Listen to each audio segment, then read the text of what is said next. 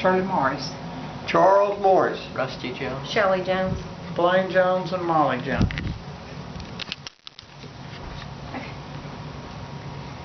How often in life are we able to make an impression on people? Charlotte Bronte was labeled to leave her mark on history.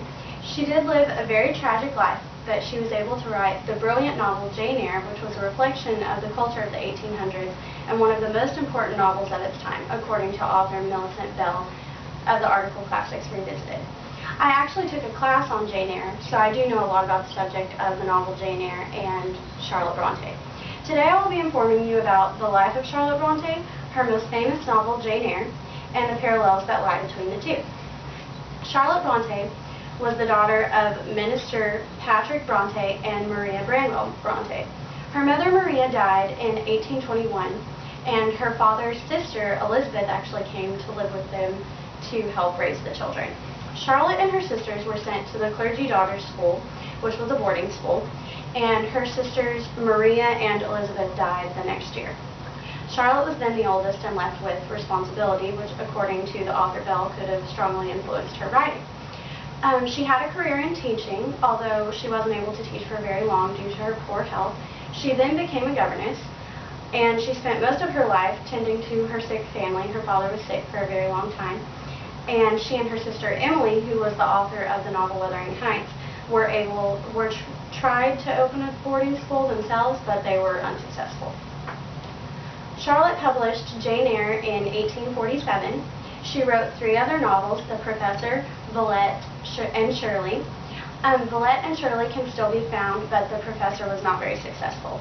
Her sisters Emily and Anne and her brother Patrick, who was an alcoholic, died the next year. Charlotte did eventually get married. Her father was sick for a very long time, and she married her father's curate, author Bell Nichols, without her father's approval in 1854.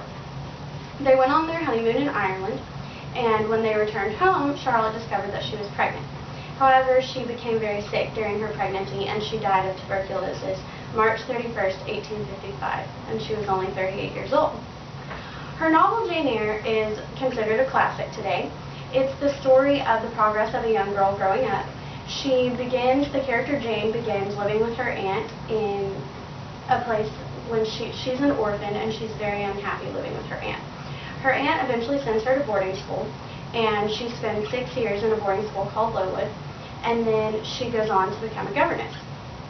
And she falls in love with the man that she is working for, Edward Rochester. The remainder of the story is about her falling in and out of love with Edward Rochester, and I won't tell you why they fall out of love because that would spoil the story for you, and you may actually read the novel someday.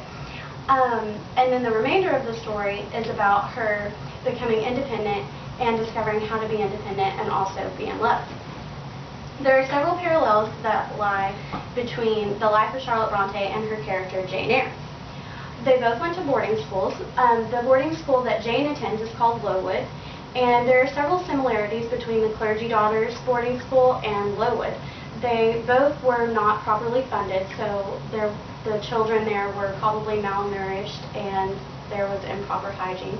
Lots of the students that went there died of tuberculosis.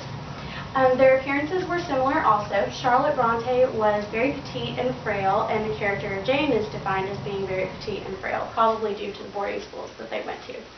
They both worked as governesses, and while Charlotte's experience as a governess was not as great as Jane's is probably a depiction of what Charlotte would define as the ideal job as a governess.